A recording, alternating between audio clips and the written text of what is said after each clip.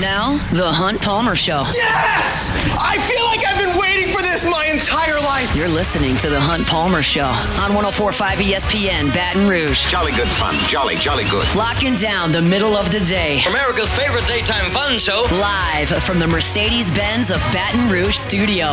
This is Hunt Palmer.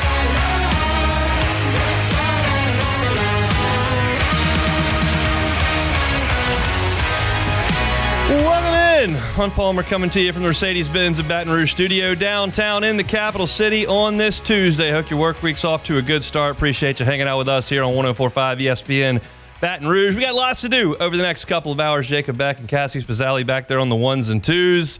Should the Saints draft Jalen Milroe? We're going to talk about it. Glen will join us in 30 minutes to talk about Tigers and Colonels from down on the Bayou this evening. They crowned a national champion in college basketball tonight. We'll certainly discuss it. And it's DBU on the way back in Baton Rouge. We'll discuss that in hour number 2 as well. When we got a chance to welcome a multi-platinum country superstar to the show, we're generally going to take that chance. When we got a chance to bring Shreveport into the mix here, we're always going to do that. We can knock both of those out. 2 birds with 1 stone. Jordan Davis, as I mentioned, multi-platinum country star, good enough to give us a little bit of time here on this Tuesday. Jordan, great to catch up, man. How are you? Dude, good to see you, Hunt. Not bad for a couple of Shreveport kids, man. How about it? We're fired up that you're coming down here next month. I know you've got a lot going on these days. But it's going to be an awesome night inside Tiger Stadium. They reached out to you, wanted you to help out with Bayou Traditions Saturday night, Louisiana Saturday night. You were gracious enough to come down and make that happen. Tell us about the process and why it was important for you to come down. Yeah, I mean, man, I miss Louisiana way too much, living in Nashville now. Got a chance to come down and do game day for the Alabama game, which is when we kind of started the conversations about it. But man, I feel like I've always, the answer is always yes whenever it comes back to getting back to LSU and doing anything to help out the alma mater, man. It's something I'm looking forward to, and I'm glad I'm going to get to be a part of it. It's cool to hear that. I do pre and post game with Brandon Taylor, and he says the exact same thing. Obviously, he was a great player at LSU and spent some time in the NFL. And he said, look, when LSU calls, I pick up and say yes. I mentioned Louisiana Saturday night coming up May 3rd. When you were a student at LSU and you were watching the Tigers play on the field inside Tiger Stadium, did you ever think you'd play the venue? Was that in your mind at that point? No shot. I mean, it's like, I never even really thought I would be doing this as long as I've been doing it. It really is like down there when we kind of locked it in and we announced it at halftime of that Alabama game. It was going out there and standing on the field and thinking that, before long we're going to be out there setting up playing music. I got to say, I don't know how I'm going to top this show. I don't know if there's a venue out there that beats, playing on the 50-yard line at Tiger Stadium, being an LSU grad. So it's going to be a special night. No question about it. You got a chance to play halftime in the Superdome for the Houdats. I know your black and gold blood runs through. What was that like for you as an experience? Man, what a kickoff to tailed off. But, man, that opening game against the Panthers, had to bring the family down. Opening weekend in the Dome, there is nothing like that. Saturday night in Death Valley is tough to beat, but man, that first Sunday in the Dome is a special one. And, being able to play on that field was special too. So I'm slowly checking off, on my Louisiana bucket list. Now, we got to start working on an Alex Box show. And once we do that, I feel like I'll have the trifecta. I feel like they can make that happen for you if you're willing. I know you work a lot on Saturday nights. LSU plays a lot in the fall on Saturdays. What's it like when the Tigers are in a big game and you're playing? Is somebody keeping you up on the scores? Like, how do you stay in touch, or you just check it after? It's a major problem, Hunt. Like, dude, it is. It used to be great because we would, as we were opening, kind of trying to build a fan base and get to the headliner spot. We were off stage by 7:30, so it was never a problem. And now that we're headlining, I've we have our in-ear monitors, and we can get messages through them. So I've started telling my guys on the side, I'm like, hey man, keep me up to date. Anything that happens, relay a score to me. And then I was like, well, actually, if we're losing, don't do that because then it's going to ruin the show. Well, then I just started getting radio silence, which then got me thinking, like, dude, how are we struggling against South Carolina right now? So it's like now I'm just like, hey, man, just give me whatever it is. Just tell me. If we score, let me know. Give me the score, and I'll try to race off stage as fast as I can to get it live. That's a thing of beauty. I know a lot of the folks in the country music industry come from the SEC footprint. So who are you talking trash with the most in the country music world about SEC football? So being in Nashville, it's really tough to have the Tennessee play as well as they've been with the Gits. Hardy is a big Mississippi State guy. So it's kind of all I kind of catch it from all angles, man. It's like, but I definitely got to say, I think right now I'm getting the most of it. Just being in Tennessee, it's the Vols. I think they're kind of handling this new kind of cool to them. Kind of gets under my skin. Understood. The Vols, that's a big fan base up there. We got a little bit of a connection problem, Jordan, so I am going to let you go, but I appreciate so much of your time. It's Louisiana Saturday night coming up May 3rd inside Tiger Stadium to benefit Bayou Traditions. Jordan will be playing inside Tiger Stadium. You can get a signed helmet, an LSU football helmet of Jordan's, and you can catch him on the road coming up this fall. It'll be the Ain't Enough Road Tour featuring Mitchell Tenpenny and Vincent Mason. Jordan, it's been awesome catching up with you, man. I certainly appreciate it, and all the best, and congrats on all your success. It's been awesome to watch from afar. That's Jordan Davis. Appreciate you, Hunt. Thank you for having me on, man. You bet. That's Jordan Davis, a multi-platinum country singer-songwriter who's just, it's been awesome to watch Jordan, who's a guy that I've talked about on the show before. Grew up with him, played baseball with him in seventh grade, was at the same high school parties we watched Jordan play here in Baton Rouge a little bit when college was winding down, and he's just exploded on the scene, just become such a monstrous star, and it's awesome that he's going to do this coming up in May. I mentioned it there in the interview, but I wanted to reiterate, like, it's very cool to see people who have roots at LSU and have gone to such amazing heights, and still when LSU picks up the phone, they absolutely answer and want to come back and help. And Jordan is certainly in that number. He's proud Louisiana and proud LSU Tiger, proud Houdat. And if you've got an opportunity to get out to Tiger Stadium on May 3rd, you can go to LouisianaSports.net and book your table if you can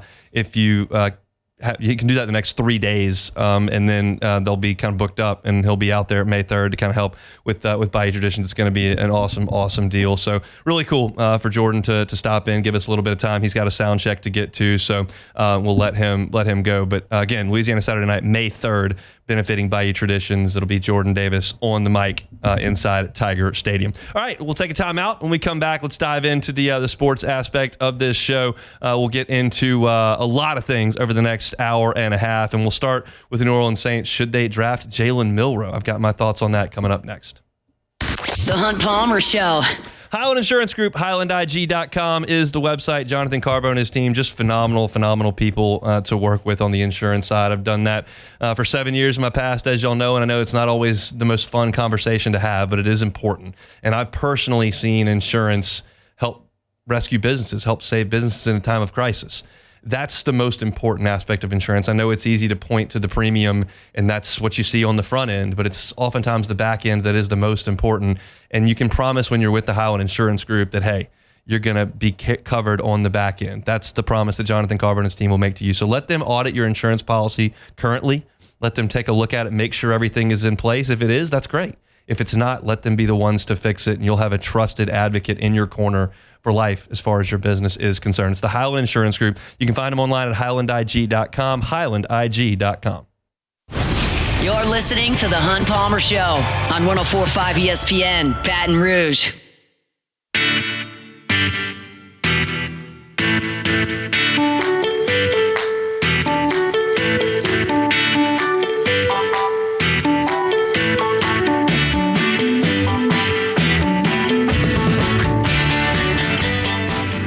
Appreciate Jordan Davis for stopping by. Appreciate you for making us part of your day here on this Tuesday. We'll talk some LSU football and baseball with Glen West of Go 24/7 coming up here in 15 minutes. So the rumor mill is just all over the place right now with draft stuff. And the Saints are kind of in the middle of it. And we've talked a lot of quarterbacks over the last couple of weeks. A lot of quarterback talk. And you got the Jackson Dart buzz early, which is still kind of there. You got the Shedeur Sanders buzz that's really pushing out right now. But yesterday there was some buzz on the internet that the Saints had worked out Jalen Milroe and were showing some interest there. I don't see Jalen Milroe as even a potential selection at 9. Maybe you get back into the 40s, okay. Maybe you trade into the first round, okay. I'm not saying the Saints should or shouldn't at this part of the discussion. I'm just saying if we're talking about that as a possibility, like that's what it's going to look like. I don't think that's a possibility at 9. I know that teams jump at quarterbacks, but Milroe at 9 feels like a push. Now, they're talking about him going to Green Bay for the draft. That gives them information that he's probably a first-round pick. All that is speculation, but we know what Jalen Milroe is as a player. And if you want to start trying to connect dots, you can look at the success that Kellen Moore just had in winning the Super Bowl with Jalen Hurts, and you can go, okay, that's a really athletic quarterback. The Alabama ties, they have the same first name, Jalen Milroe and Jalen Hurts. Or are they similar players? Is that a skill set that Kellen Moore obviously had success with in Philadelphia, and maybe it could translate to New Orleans? That's the question that you raise, and I have an emphatic answer: no, it's not. Look at their performance in college. Jalen Milroe was the 2-year starter at Alabama. In his first year, he completed 66% of his throws. The second year, 64% of his throws. So you average that together, 65% completion rate. His first year as a starter, 23 touchdowns to 6 picks. His second year, 16 touchdowns to 11 interceptions. And yeah, he ran the ball well, 726 yards this past year. That's a lot of numbers, but let me bake that into the discussion when you start to bring Jalen Hurts in, okay? Jalen Hurts, in his final collegiate season, completed 70% of his throws, 32 touchdowns, and 8 interceptions. 32-8 touchdown to interception. Milroe's last year as a starter, 16-11. That's half the touchdowns and 3 more interceptions. And oh, by the way, Jalen Hurts ran for 1,298 yards in his final season. Milroe ran for 726. Again, that's about half.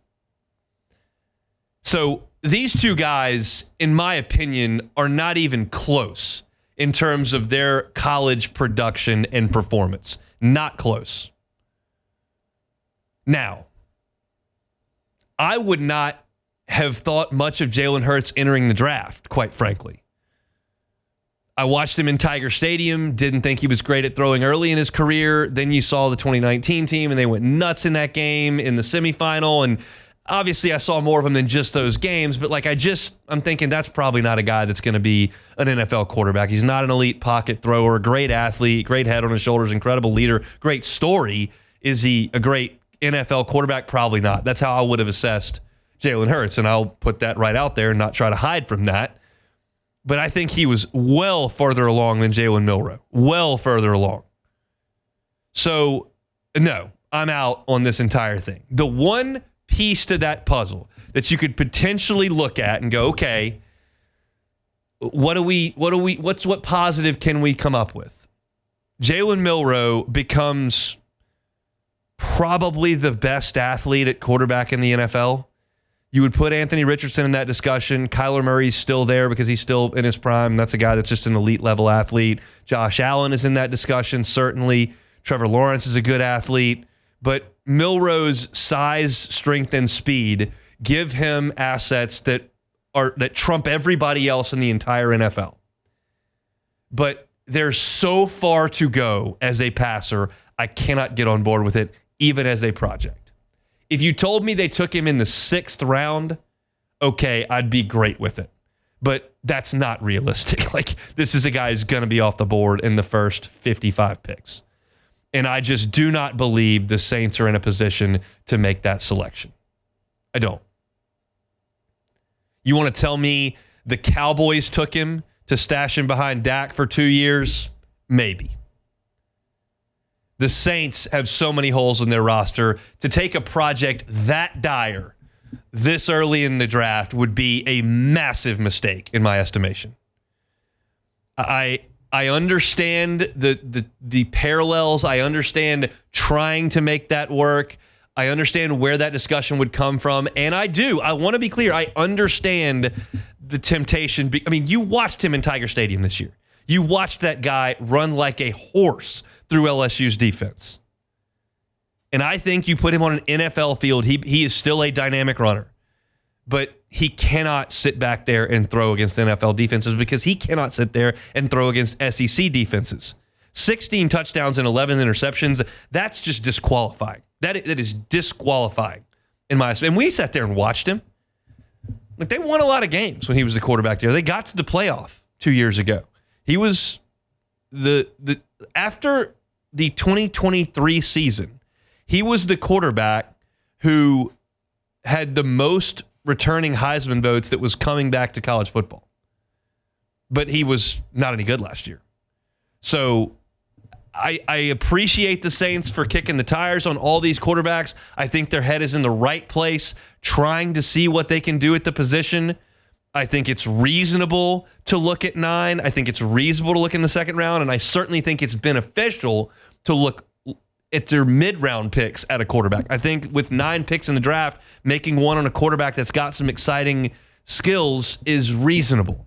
But I don't believe Jalen Milroe is going to be there in the 4th round. I think to take him, you're going to have to take him in the 1st or 2nd round. And right now, the ultimate fear that you would have as a New Orleans Saints fan is that you do address a need at 9 and take someone, whether it's, a tight end, whether it's an interior defensive lineman, an edge rusher, Ashton Genty, like whatever, Tyler Warren, like you take that, and then on top of that, you trade 2 or 3 of your picks to move back in and take Jalen Milroe, and then mortgage assets to pick up a project. That's what you absolutely cannot have.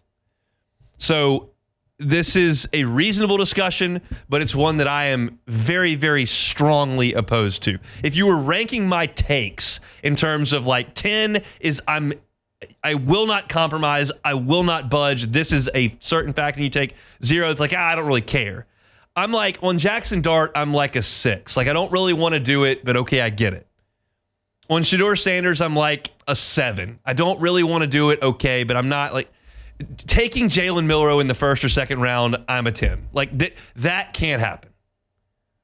And I've been plenty wrong times before, and I'll be plenty wrong times moving forward. But this is not an early round draft selection at a position that generally doesn't work out, and with a guy whose production at the college level just wasn't very good outside of a couple of games. Like, Quincy Carter got himself drafted because of what he did against LSU, and it did not work at all. Actually cost me my Cowboys fanhood in the process. Probably due to age and losing all those really good players and not getting very good, and then I just kind of lost interest, and it never came back. That's an aside. But this guy played how many good games last year? 2? 2 good games last year? I'm going to need more than a first half against Georgia and 4 quarters in the rain against LSU. And you don't really have anything beyond that. Big athlete, strong, tantalizing. I get it all. No thank you on Jalen Milroe to the New Orleans Saints. Next. That's where I am on that. Beck, what do you think about taking a lottery ticket on Jalen Milroe? Yeah, no, I have a sense of where this is going. I would be okay with drafting Jalen Milroe in the 5th or 6th round, maybe. That's okay. Not he the really first or feels second. like he feels like a 5th or 6th round pick to me, but his position just doesn't dictate that we allow that to happen. Right, you just have to leap. The value, not the value, but the I guess the inherent value of a quarterback just seems to always be higher than any other position, and so you just have to overreach to get them usually. So, yeah, I would be pretty saddened to see the Saints if Saints draft Jalen Milroe in the first few rounds, but it's a lottery ticket no matter who it is. But I do think that with him, it's a very much a project and something that's going to take a a lot of time, if at all possible, to really transform him into a NFL quarterback. Yeah, I mean, I can think of some teams. I mentioned Dallas that like would make a little bit of sense as an insurance policy or a project. The Saints are in no position to be taking out life insurance policies when you're this much in debt, to use a human deal. Like, it just doesn't play. So I could not be more opposed to this idea, and so we'll see. I listened earlier today to Nick Underhill on the show with the morning guys on Off the Bench, and they were talking about Shedeur Sanders, and he was kind of iffy on that and didn't really think it was going to happen. At the very least, and this is something I brought up yesterday, at the very least, this is interesting. I don't know if it's encouraging to Saints fans. I don't know if the result's going to be great. It is interesting, and we're kind of in the interesting business at this point. So we'll see what the Saints decide to do. We're inside a month to draft day now. As back into this month, the Saints will ultimately decide the next move for the franchise as far as quarterback goes. I'm just hoping it is not Jalen Milroe. All right, Tuesday edition of the Hunt Palmer. We got a lot to do here over the next hour and a half. At the end of this hour, I do want to talk a little bit about LSU and Nicholls tonight. At the beginning of the next hour, we do have to talk about national championship game from last night over in San Antonio. I want to talk LSU cornerbacks as they were back out on the practice field earlier today for spring practice. Got one more week of that before Saturday's open practice. Then Sharif Ishak at 2:30. And we'll talk with Sharif a little bit about everything that's going on with the New Orleans Saints. So stick with us. We'll be back with more. It's the Hunt Palmer Show. The Hunt Palmer Show. This is the Hunt Palmer Show on 104.5 ESPN, Baton Rouge.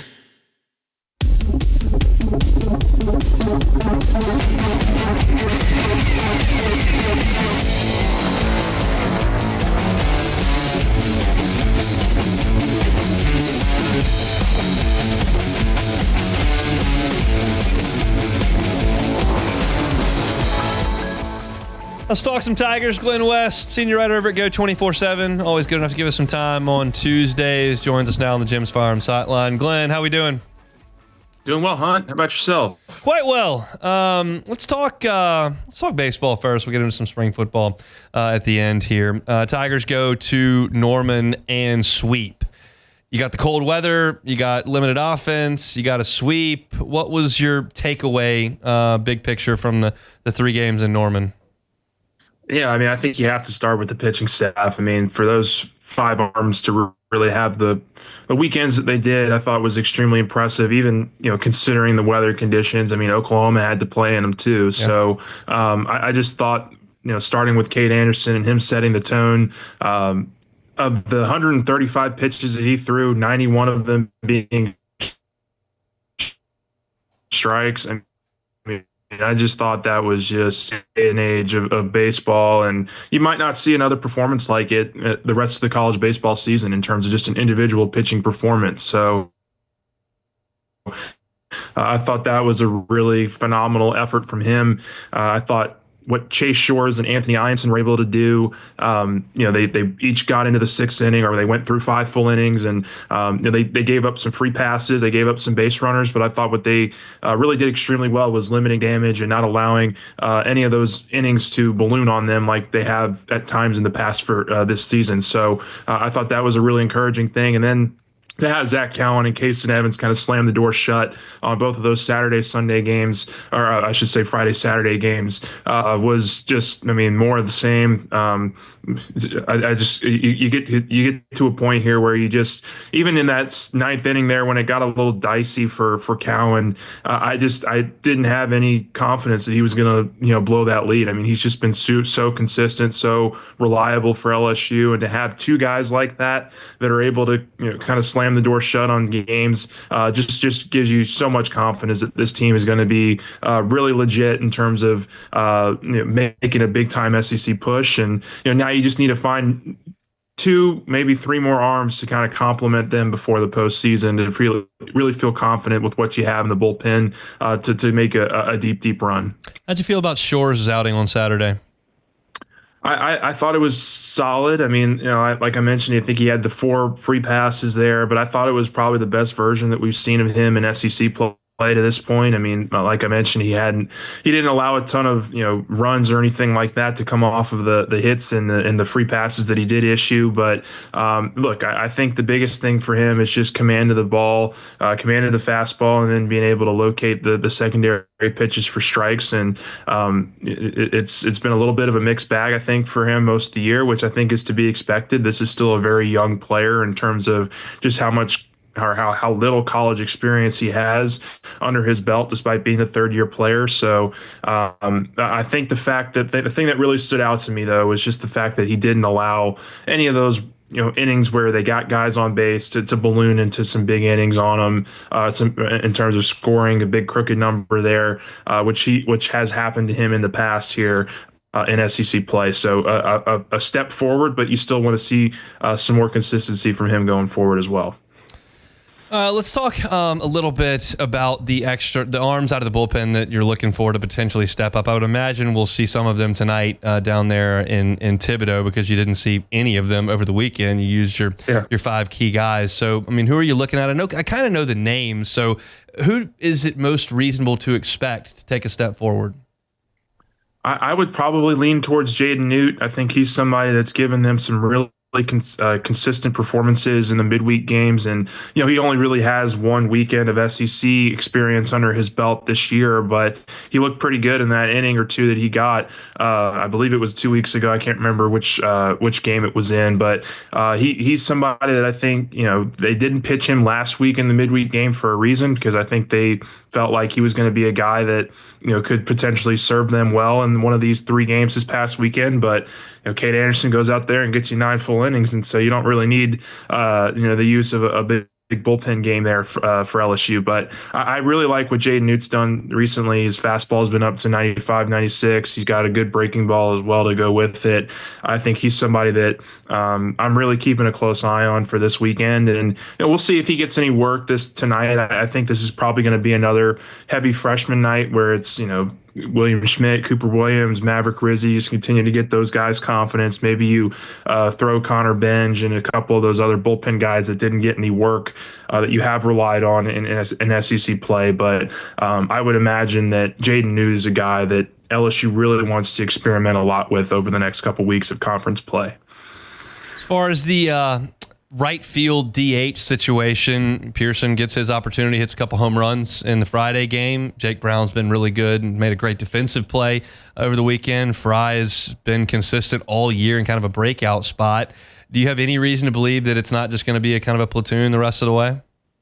No, I mean, I think you don't mess with what's already working, and I think LSU, for whether it's pitching matchups or just matchup base in general, they've done a really nice job of kind of finding time for all 3 of those players, and to their credit, all 3 of them are producing when they have those opportunities. So I think that has been a really interesting storyline to follow most of the year, to your point, but I would continue to ride with what's been working for him. And, all 3 of those guys have had some really great moments for LSU and SEC play. And I would imagine that carries, forward here going as we look ahead to the next several months of conference play and certainly into the postseason. I think probably the more important one to keep an eye on would still be third base for me, just because I think Tanner Reeves has done a really consistent job whenever he's had opportunities. I think we even saw Tanner Reeves get a start against a left-handed pitcher this last weekend too, which I think just shows you how much confidence they have in him at that position. So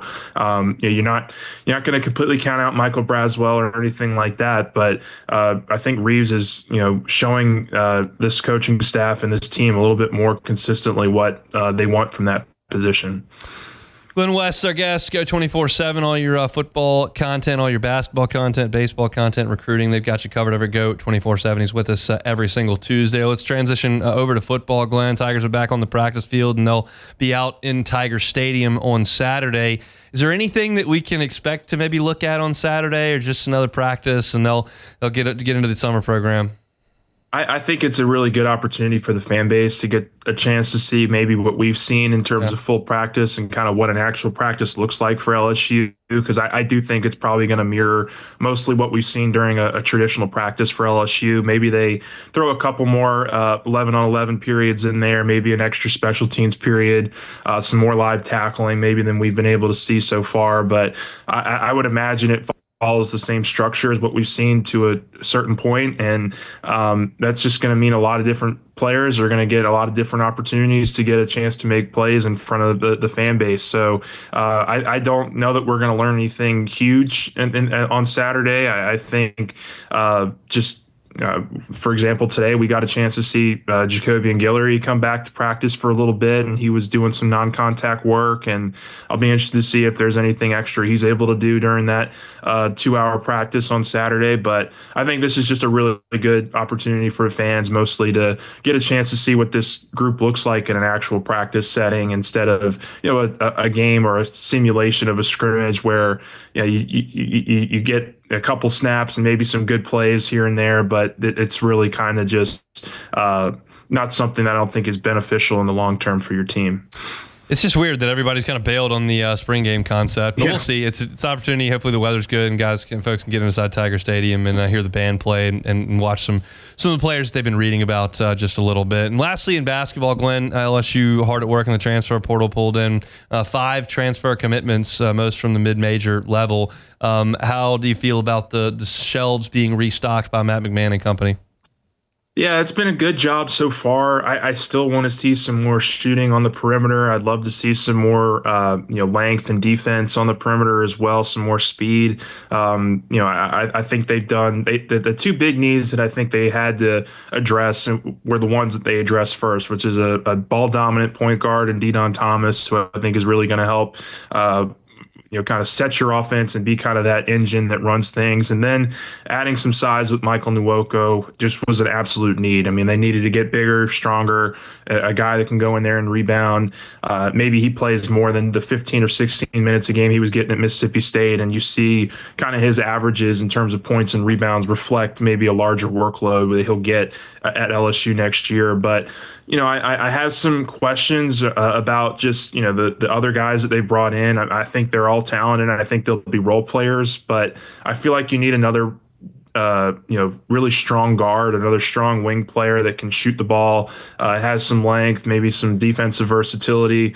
I think McKinnon, the guy that they got from Portland, is going to be a really good sharpshooter for them, but there's probably going to be some questions defensively on how he handles the transition to the SEC. And Rashad King's a very interesting player as well, but I think he's got some length and some size to him to be able to score and contribute offensively, but he doesn't have the quickest first step, I've noticed, in terms of just watching some of his film. I think he's a little bit of a guard that's going to have to use his size to his advantage against other SEC players, and we'll just see kind of how that looks. So a lot of guys that you're bringing in here that are from lower conferences, and we just got to see how their games transition to the SEC, because we've had players in here that have come from other conferences, and it's just been a little bit of a struggle in terms of knowing what you're going to get when those SEC games start and those big bullets start flying against some of the premier competition in the country that you're going to be facing next year. Glenn, we appreciate some time. We'll see you out at the Tiger Stadium this Saturday. All right. Thanks, Aunt. Appreciate it. Glen West, senior writer at Go 24/7. You can find all your LSU coverage over there at Go 24/7. All right, we got one more segment to go in hour number 1. Come back with us. We'll look at LSU's baseball matchup tonight with Nicholls. That's next. The Hunt Palmer Show. One Bath and Closets. OneBathAndClosets.com is the website. David Duvall and his team, 30 years redesigning and remodeling bathrooms and closets. Look, safety can be a big issue in the bathroom, especially as folks age in our lives. If there's somebody that wants to stay in their home but may encounter some hazardous situations in the bathroom, you can't completely take that risk away, but you can mitigate against it for sure.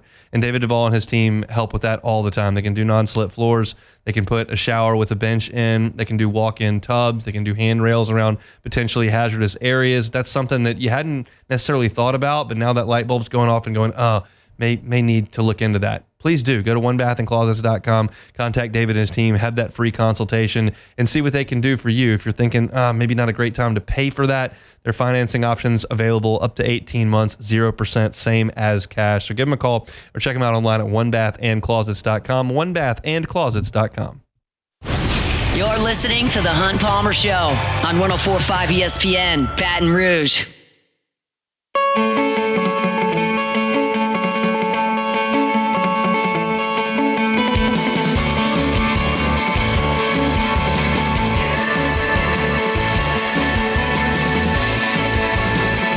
So earlier today, probably about 10:45, I called my wife. My wife is a pediatric nurse practitioner in ear, nose, and throat. And I mentioned in the course of our 3-minute phone call, like, my ear's kind of bothering me. Can you look at it tonight? Like, that was the end of that part of the conversation. I'm scrolling through Facebook in the break, and in my Facebook comes up, a 34-year-old complains of right ear pain, fullness, and reduced hearing for 3 days. He also reports a low-grade fever and difficulty sleeping. I didn't Google anything. I didn't text anything. I simply spoke on the phone to my wife in the course of a call, and now Facebook is targeting me with ear pain. Always watching, Hunt. That's frightening. Always watching. It'd be one thing if I Googled it. All right, that's fair game. You got the IP address. You're clearly looking for something.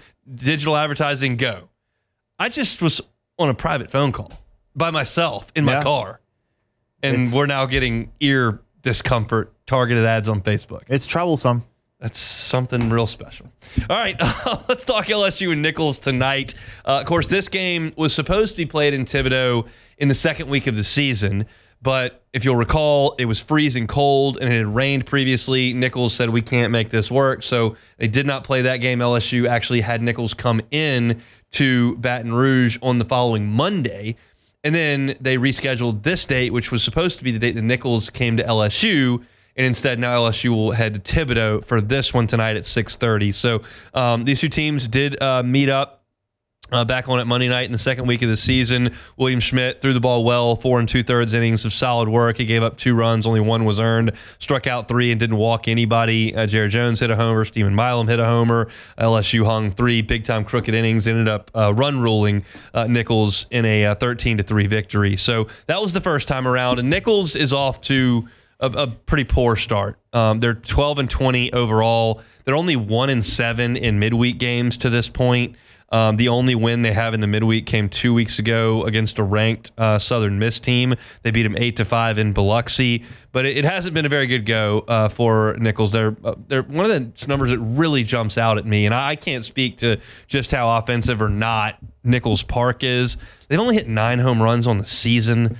That's a shockingly low amount for really any college baseball team with metal bats and the way the ball generally flies right now. So just not a great Nicholls team this year. And LSU, conversely, is just rolling. I mean, you look at the midweek, they've won all 10 midweek games. 6 of them they've won by run rule to this point. And they're doing it because they're bludgeoning teams in the first inning. I went back and looked this up. When you look at the midweek games that LSU has played this year, and there are 10 of them, they've outscored their opponents 35-6 in the first inning. That's 3.5 runs per game in the first inning. Like, that is a lot of scoring early on. Of course, y'all know, like, they scored 9 on ULL in the first. They scored 7 on Xavier and North Dakota State in the first. They were up 4-0 against Louisiana Tech in the first. So when you show up and you've got Derek Curiel and Jared Jones and Daniel Dickinson starting things off against mid-major, midweek pitching, that, generally speaking, is going to be pretty beneficial to LSU, and it has been to this point. They've just feasted on midweek arms early in games, and that's why they've had such a promising record thus far. Look, over the course of 56 games, one midweek game is not going to mean a ton as far as the RPI goes. I talked RPI a little bit yesterday, and where LSU sits, they're all the way up to 6 after being in the 60s to start SEC play. So the SEC, they're just 4 weeks of play, is completely taken over the RPI situation after a really, really bad non-conference slate that LSU played. But tonight, you get a road game which a road loss doesn't hurt you as badly, and a road win actually helps you a little bit more. This, as of today, is a quad 3 game. Again, it's not going to be all that relevant when we get to Memorial Day, but you are in a beauty contest, and every little bit theoretically could help. So you look at this, and it's a chance to put a road victory on the ledger. LSU is not going to play a lot of these. It's the only true road game in the midweek slate. So get an opportunity to potentially put a cheap road win up there. You'll generally take that. Going to Auburn's not cheap. Going to College Station, despite their SEC record, not cheap. You get on to Thibodeau on a Tuesday, you got a pretty massive talent advantage. That could be a cheap road win for LSU. So I think that's something to keep in mind here as far as RPI goes. Pitching tonight for LSU, I would guess Jaden Newt gets the ball to start things. He was very, very good in a couple of midweek outings previous to last week, where he was working 3 to 4 innings and was getting LSU deep enough into the game where the bullpen could take over, and you had a 7, 8, 9 run lead in these games. So I thought he did a good job. I think he'll probably get the ball, but you didn't let any of the guys who you're trying to develop get out there over the weekend. You were just too dominant, and you only used your 5 arms that have basically been proven. So I expect to see William Schmidt. I expect to see Connor Ware. I expect to see Maverick Rizzi. I expect to see Connor Benj. These are the guys I would expect LSU to go to get work in this game, because they haven't pitched since last midweek. So I'm curious how that goes. You want to throw strikes. Maybe you get to a point where you put Jacob Myers in, a bit of a homecoming for him at Nicholls, but I don't think you're going to see Kason Evans or Zach Cowan. I know that the weekend was Thursday, Friday, Saturday. So, Kason Evans pitched on Friday. So that's a pretty good break. You had Saturday, Sunday, and Monday, 3 days full off after not a huge workload. So perhaps if it was 8-7 LSU in the ninth and Jay Johnson wanted to nail it down, I think you could go to Kason Evans, and you do have the now 2 days off after this game to go back to a traditional Friday schedule. I think if Jay Johnson had it his way, he would probably want to hold Kason Evans and certainly not going to throw Zach Cowan in this game. So that's an opportunity for some of these guys to potentially get some leverage innings, and you want to see those guys continue to progress. This is the final frontier for this LSU roster in terms of development. You've got right now a lineup that is complete. It is 1 through 9 every single game. You've got threats all the way through that lineup. It's really, really good. You've got an ace who has shown up and has won you games against Jared Spencer and Kyson Witherspoon. He's a dude. You've got a number 2 whose numbers are very, very good right now, and Chase Shores is taking some strides. You've got 2 guys out of the bullpen that you believe are excellent stoppers and can be elite level pitchers for you. The last real frontier for this team is to find 3 more arms that you can really trust. I'm not asking them to be dominant. I'm asking them to be functional, to not walk guys, to get some strikeouts and eat some outs over the course of a weekend. You haven't quite gotten that yet. You're 10-2. You're in a great position right now, but those guys have got to take those steps, and those are the easiest steps to take are in the midweek. Tonight's an opportunity to get those guys some action. Would love to see William Schmidt for 2 innings. Would love to see Connor Ware for 2 innings. Love to see Maverick Rizzi get 3 outs. These are the guys that you hope to lean on down the road, and these are the steps they need to take kind of starting tonight. So we'll see LSU and Nicholls. You can listen to it on our sister station, the LSU flagship, Eagle 98.1. Pregame will crank up at 6 o'clock from down on the Bayou. You can also watch it on SEC Network Plus. It will be streaming tonight over there from Thibodeau. So that'll do it here for our number 1 on a Tuesday edition of the Hunt Palmer Show. I do want to remind y'all once again, because we started the show this way, we did have some connection problems with Jordan Davis, but he was good enough to give us a little bit of time. I really enjoyed Jordan talking about his Saturday night shows in the fall where LSU's playing, and he's got his team behind the scenes that are feeding him scores into his ears. He's trying to put on a country music show, but he'll be here on May 3rd for a Louisiana Saturday night inside Tiger Stadium. You can go to lsutaf.org/events to get tickets, to get a table. It's benefiting Bayou Traditions, which LSU obviously is going to lean heavily on in terms of their collective and NIL, and Jordan's good enough to help with that. So if you want to see Jordan Davis on May the 3rd inside Tiger Stadium, get a table, grab a seat, a Louisiana Saturday night, you can do it at lsutaf.org/events, and we certainly appreciate Jordan for giving us some time there at the top of the show. Also, talked a little bit about the Saints. Should they draft Jalen Milroe? I have firm thoughts on that and gave those to you early in hour number 1. Glen West from Go 24/7, good enough to give us a little bit of time as well. We talked all 3 LSU sports with Glen: football, basketball, and baseball. So if you missed any of the first hour, you can catch it on demand wherever you find your sound. Of course, that's 1045ESPN.com's on-demand tab where all of our shows are archived. That's Off the Bench, Live at Lunch, Hunt Palmer Show, AFR. They are all there. Also, wherever you find your sound, whether it's Apple Podcasts, Spotify, Google, just search Hunt Palmer Show. Like, subscribe, rate, and review. We certainly appreciate that. And you can search Hunt on LSU for your LSU football, Hunt on Saints for all things black and gold. We got tons to do in hour number 2. I want to talk about college basketball's national final last night. I want to talk about LSU's cornerback development and whether or not DBU is on the way back. And Sharif Ishak talking Saints at the bottom of hour number 2 as well. We'll pause for Sports Center. We'll come back with the second hour. Hope your Tuesday is going well. Come back with us. It's the Hunt Palmer Show. The Hunt Palmer Show. Genesis of Baton Rouge, genesisofbatonrouge.com is that website. When you think Genesis, you should think luxury. When you think luxury vehicle, think Genesis. They're an airline at PQ. Hadn't been there that long. There's a good chance if you're listening to us here that you have not stopped by that dealership. I would strongly recommend that when the time comes that you're in the market for a vehicle, you stop on by Genesis of Baton Rouge. You're going to feel like a guest there, not a customer. You're not going to be swarmed with pressing salespeople, not going to be upsold constantly. You're going to get an honest conversation, very, very helpful group of people that are just there to make sure that you have a wonderful experience. And that experience, more often than not, is going to lead to you getting behind the wheel of a Genesis. From the entry level all the way up to the highest end, you're talking about elite safety features, IIHA top safety picks, some top safety picks plus. Start that process today at genesisofbatonrouge.com or get on by and see them airline in Piku. It's Genesis of Baton Rouge, genesisofbatonrouge.com.